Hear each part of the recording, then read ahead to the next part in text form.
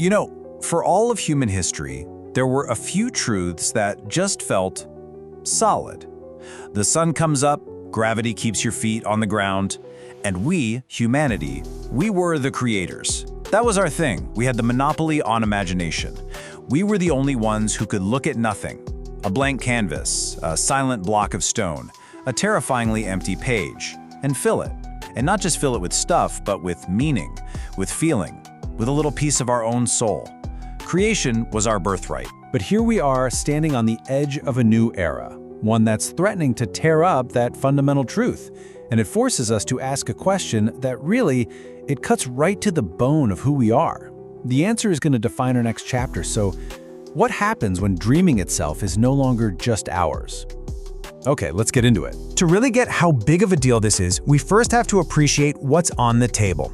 We need to look at the unique, almost sacred role that art has always played in our search for what it all means. I mean, really think about that. For thousands of years, imagination was our exclusive domain. This wasn't just another skill, like farming or building stuff. This was what made us, us. It was our signature on the universe. While the rest of the world ran on instinct, we invented. We told stories. We wrote music about joy and heartbreak. We painted to capture a single, fleeting moment. This power to make something out of absolutely nothing, well, that was ours. And in a lot of ways, it felt almost divine. And what's super interesting is how we kind of split up this quest for meaning.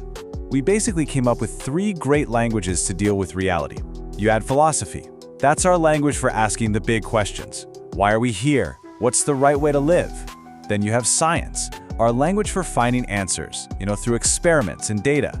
But art was always the wild card. It was the language of just being.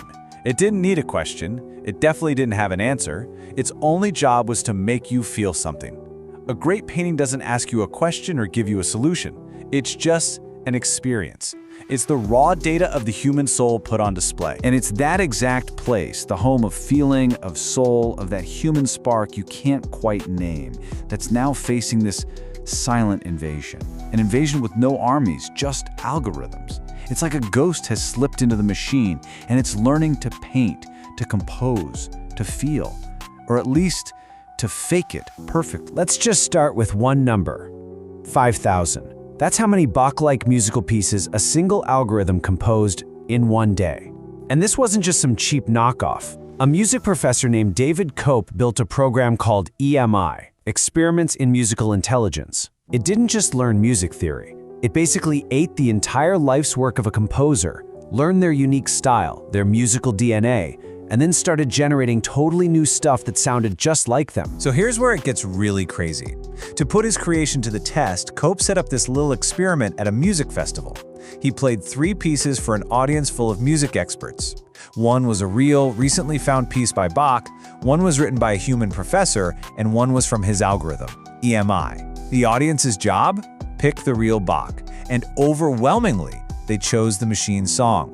They thought the algorithm's work was the genuine article. Just let that sink in. A machine just aced the ultimate artistic Turing test, fooling the experts. The implication was just huge. A machine with no soul could make music that sounded more soulful to an expert than a human's. And it didn't stop with music, not by a long shot.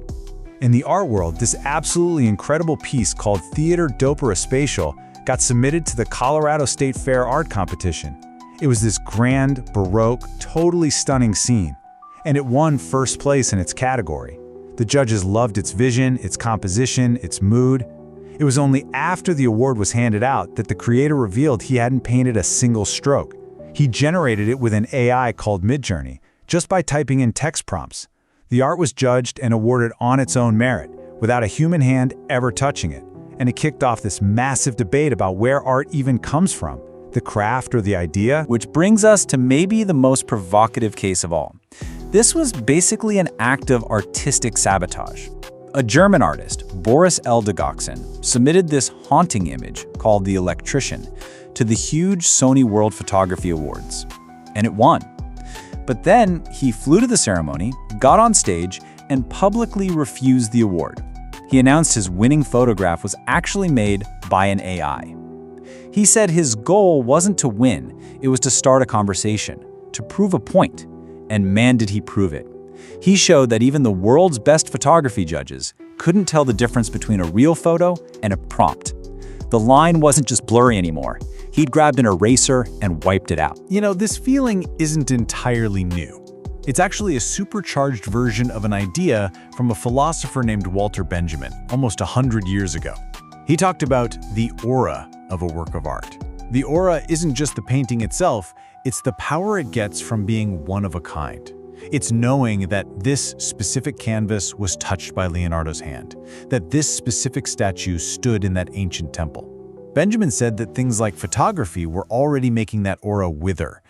Well, now, with infinite, perfect digital copies available in a split second, that aura might be dissolving completely. And that forces us to question the very thing these AIs are selling: perfection. We're taught that perfection is the goal, right? But what if, when it comes to art, being flawless is actually the biggest flaw of all? The whole history of human art is really a history of beautiful mistakes. Think about the thick, messy brushstrokes in a Van Gogh. They aren't errors, they're proof of his passion. Or the Japanese art of kintsugi, where they fix broken pottery with gold, making the cracks the most beautiful part. That little quiver in a singer's voice on a high emotional note. These aren't bugs to be fixed, they are the signature of humanity.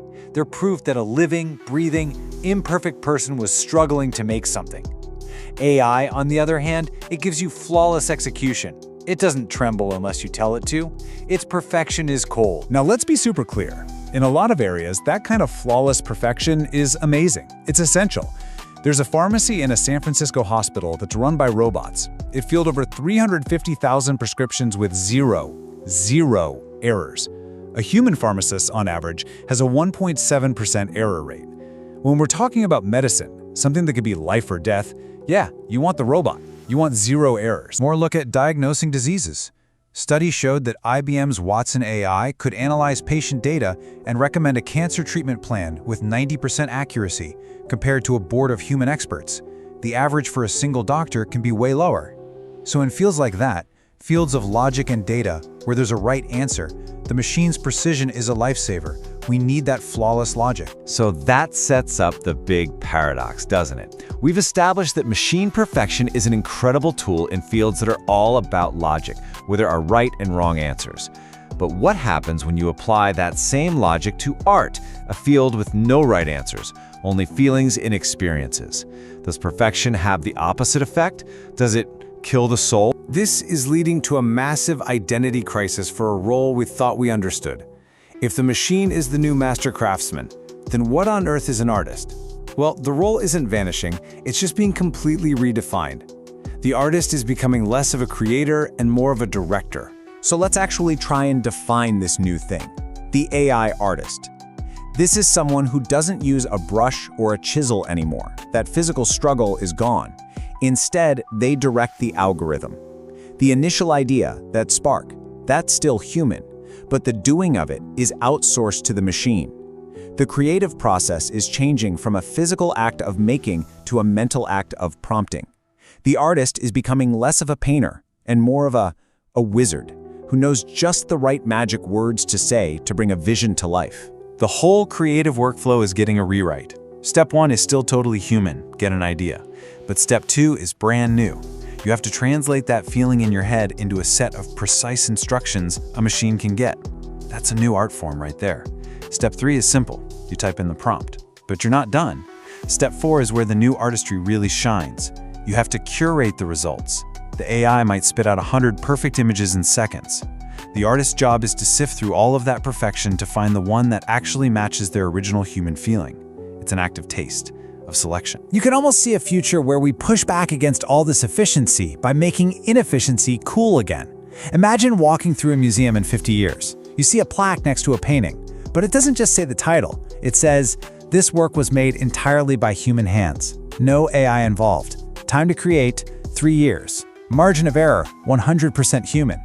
In a world flooded with instant, perfect AI art, the human flaw, the struggle, the time, that might become the new sign of what's real and what has value. The struggle becomes the art. But what if the machine gets so good it can learn to copy not just a style, but the very flaws, the very emotions we value? What happens when the ghost in the machine learns how to perfectly forge a soul? What happens when it learns to sing a ghost's new song? And this isn't just some sci-fi scenario. A project called Lost Tapes of the 27 Club did exactly this. They used an AI to analyze the music of artists who died at age 27, including Kurt Cobain. They fed the AI Nirvana's entire catalog, and it produced a brand new song called Drowned in the Sun.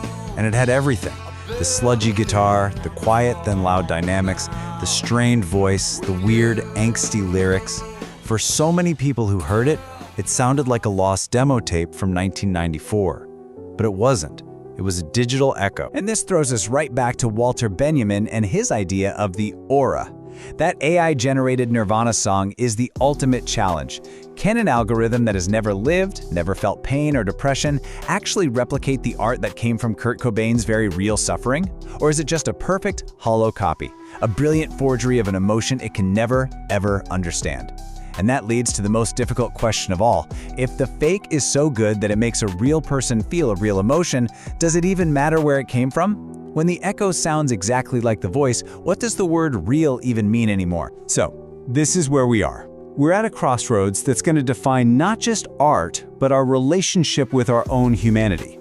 We have to make a choice about what we value, what we protect, and what we want our culture to be. We can see the journey pretty clearly.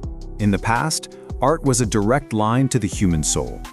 Right now, in the present, we're dealing with this explosion of algorithmic perfection, and that gives us two very different paths forward. In one future, art becomes a technical spectacle.